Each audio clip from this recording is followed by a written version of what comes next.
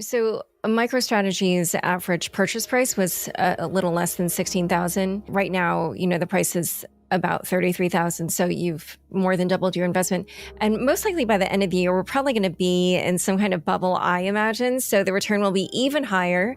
And you've said that you didn't buy the Bitcoin to sell it. But would MicroStrategy ever take some off the table when you sense the market is at a top and then just buy in later when there's another correction? Or do you just plan to hodl through all the cycles, whatever 80% downturns when the crypto markets are in a bear market?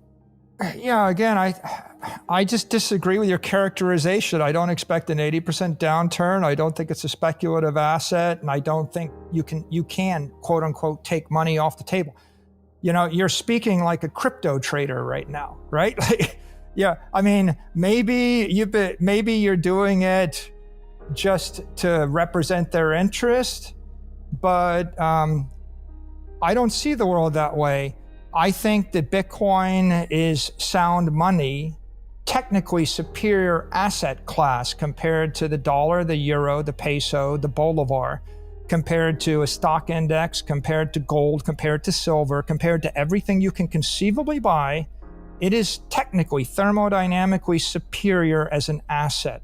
So when you say things like that to me, and maybe you just do it just to see what I'll say back, I just imagine you preaching to me in Argentina while you're asking me if I'm going to sell the dollars and buy pesos back again as the peso sleeps from 20 to the dollar to 40 to the dollar to 80 to the dollar. Or if we're in, Venezuela.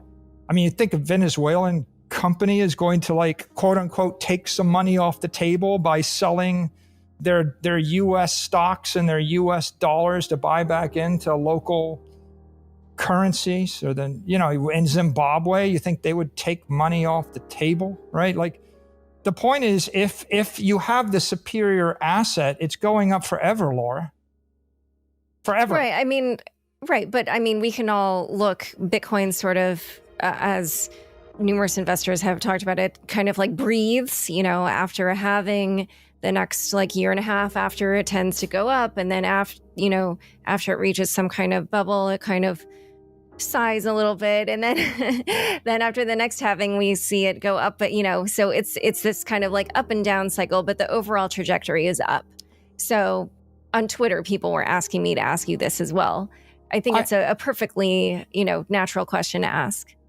I think I don't think Bitcoin is volatile if you're an investor. If you're a hodler, if your time horizon is 1 year, or if it's 1 year, you're a short-term investor.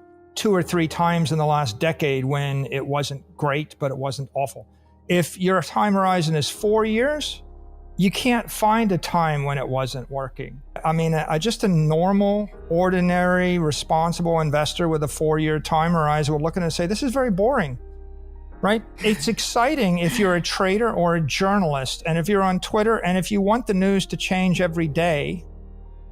People, and I feel like on Twitter, we've got a hyper-inflammatory, a high-speed, short-time preference. I have to have an opinion every day or every week or every month. And that means everybody's always generating news. And they're if I take anybody on the world, and if I take a microscope,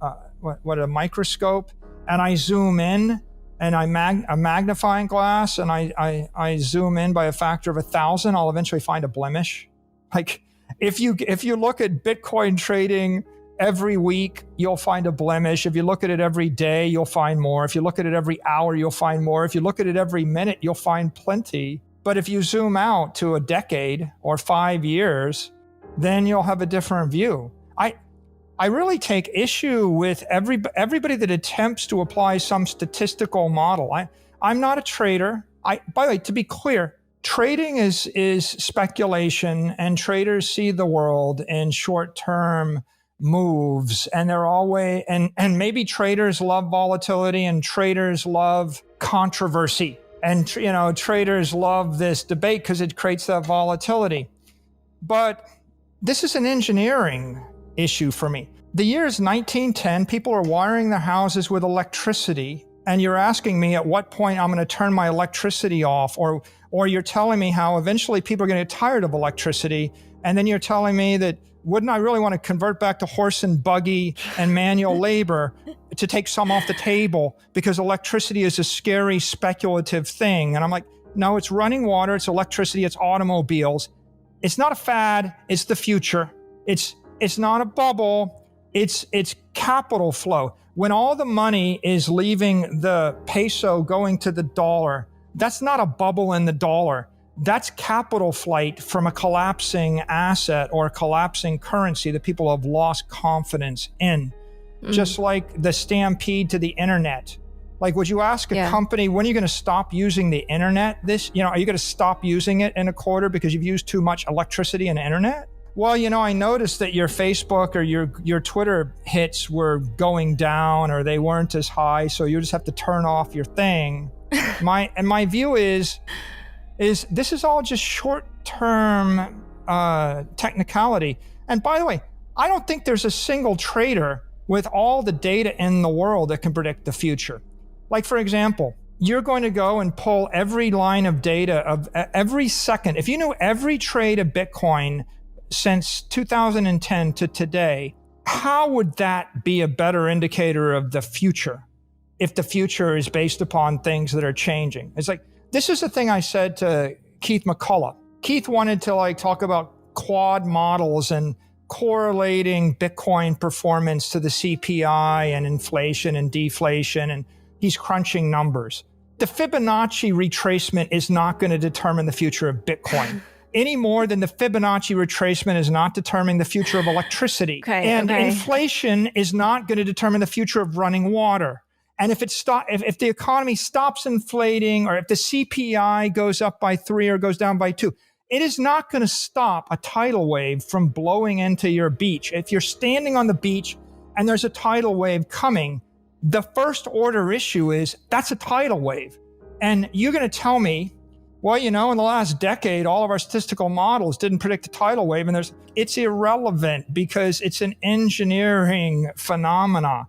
So a trader that wants to preach to me about what they think should happen based upon 2017, in my opinion, is irrelevant. And let's come back to the key point. If 10 billionaires choose to buy $5 billion or $1 billion or $2 billion worth of Bitcoin each, all of your models are irrelevant.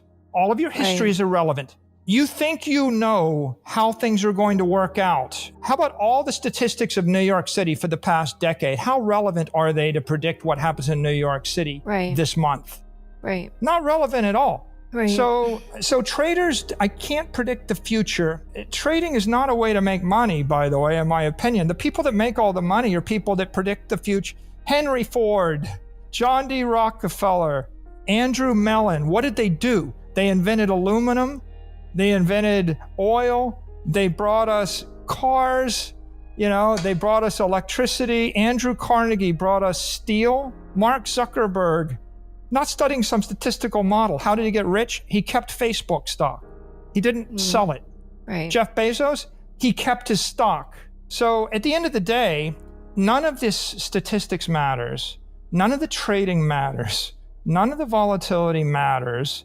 People that are living in their little world, studying their Fibonacci retracements and preaching with incredible conviction about the upcoming expected 60% retracement or 80% retracement, they're overlooking this fundamental issue, which is if Bitcoin is a digital monetary network, and if enough people with money and power decide to adopt it, it's going to go up and increase by a factor of 100 or 1,000, and there's nothing you can do to stop it. And its past is completely irrelevant to its future, right? So looking back makes no sense. The only question you got to ask yourself, Laura, is how much Bitcoin is Square Cash going to sell in 2021 on the mobile app? That's the question.